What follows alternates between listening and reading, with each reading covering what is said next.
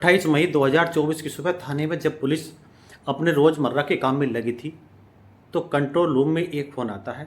बताया जाता है कि मुंबई के पास नाला सोपारा में एक महिला की लाश मिली है। खबर मिलते ही पुलिस मौके पर पहुंचती है और उस महिला का गला चाकू से रेता गया था। छाती और पेट पर भी 2 बार चाकू से वार किया गया और शरीर पूरा पूरा फूला हुआ था। इसका मतलब था कि उसकी हत्या 8-10 घंटे पहले की गई है। पुलिस को लाश के पास खून से सना एक चाकू, एक डिले स्प्रे और इस्तेमाल किए गए 3 कंडोम मिले। नमस्कार, आप देख रहे हैं समर इंडिया और मैं हूं आपके साथ अमन सिद्धू। अगर आप हमारे चैनल पर नहीं तो कृपया सब्सक्राइब कर दें। डिले स्प्रे का इस्तेमाल यौन संबंध बनाते समय पुरुषों द्वारा टाइमिंग बढ़ाने के लिए किया जाता है। क्राइम सीन को देखकर पुलिस को शक होता है कि उसकी हत्या कहीं और की गई है और बाद में हत्यारे ने खुद को बचाने के लिए लाश को नाला सोपारा में धानी बाग के एक सुनसान इलाके में पहाड़ी की तलहटी में फेंक दिया है। महिला ने बुर्का पहन रखा था जिससे पुलिस को शक होता कि वह मुस्लिम धर्म से हो सकती है। मीरा भयांदर बसी बेरार पुलिस मौके से मिले सबूतों को इकट्ठा करती है और लाश को पोस्टमार्टम के लिए भिजवा दिया जाता है। अब सबसे पहले चुनौती थी कि लाश की शिनाख्त करना। ये चुनौती इसलिए था क्योंकि लाश के पास से उसकी पहचान से जुड़ा कोई भी सबूत नहीं मिला था। इसलिए नहीं मिला था। इंडियन एक्सप्रेस की रिपोर्ट के मुताबिक पुलिस महिला की तस्वीर देख लेकर आसपास के थानों में भिजवाती है और पता करती है कि किसी थाने में कोई गुमशुदगी की रिपोर्ट तो दर्ज नहीं कराई गई है। लाश की शिनाख्त के लिए पुलिस एक और अनोखा तरीका अपनाती है।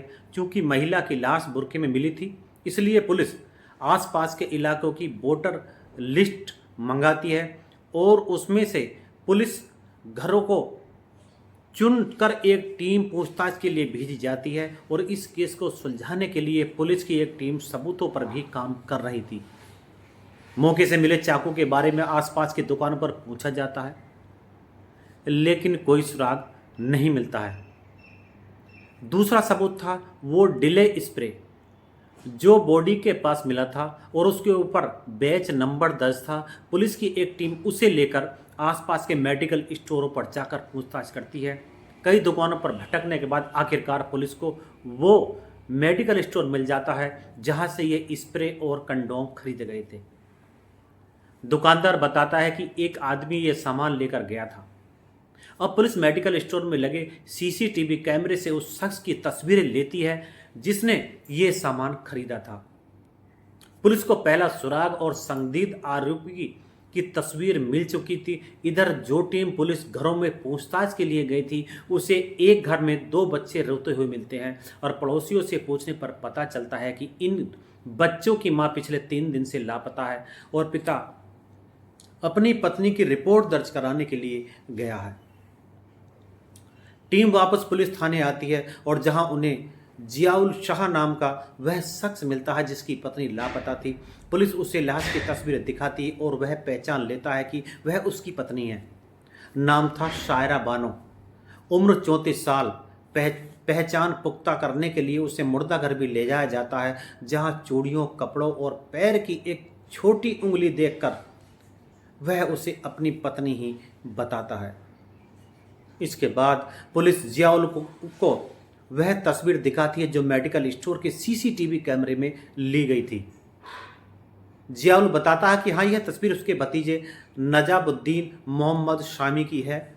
21 साल का शामी पहले जियाउल के मोहल्ले में रहता था, लेकिन अपनी शादी हो जाने के बाद दिल्ली के अमन विहार इलाके की किसी बेकरी में काम करता था। जियाउल बताता था कि उसने कुछ दिन पहले उसे अपने मोहल्ले में देखा था। पुलिस तुरंत एक टीम को दिल्ली के लिए रवाना करती है और जियाउल से उसका जो मोबाइल नंबर मिला वह स्विच ऑफ था और ऐसे में पुलिस की टीम इलाके की हर बेकरी पर जाकर पूछताछ करती है और लगभग 100 बेकरियों में छानबीन के बाद आखिरकार शामी पुलिस के हाथ लग जाता है। उसे मुंबई लाया जाता है और जहां वह अपना जुर्म कबूल करते हुए पूरी कहानी का खुलासा करता है। सामी बताता है कि उसका अपनी चाची साहिरा बानो से पिछले 2 साल से अफेयर चल रहा था। बाद में उसकी शादी हो गई और दिल्ली आ गया। सामी अब साहिरा से बातें बंद करना चाहता था, लेकिन वह इसके लिए तैयार ही नहीं थी। इधर जब उसका फ़ोन आता है तो सामी की बीबी को भी उसके ऊपर शक होता है और इस वजह से सामी और सायरा के बीच झगड़े होने लगते हैं, बात बात पर झगड़े होते हैं। सामी अपनी चाची से छुटकारा पाना चाहता था, इसलिए उसने उसे रास्ते से हटाने की एक योजना बनाई। वह एक दिन महाराष्ट्र आया और सायरा को सुनसान जगह पर मिलने के लिए बुलाया और इलाके के ही मेडिकल स्टोर से उसने डिले स्प्रे और कंडोम खरीदे। यहाँ पहले उसने सायरा के साथ यौन संबंध बनाए और इसके बाद चाकू से उसका गला रेत दिया। उसने चाकू से सायरा की छाती और पेट पर अनगिनत वार किए।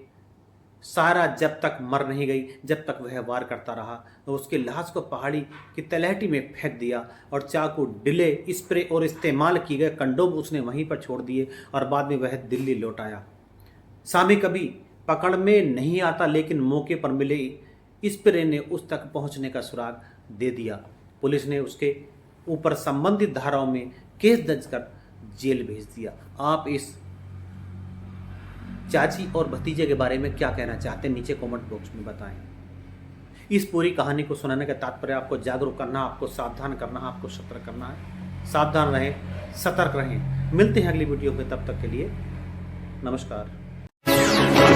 भारतीय स्वाभिमान और शौर्य का उद्घोष, राजनीतिक मुद्दों से लेकर जनता के हितों की बात अब होगी नई उम्मीद के साथ। बदलते नए भारत की सोच, समर इंडिया, यही तो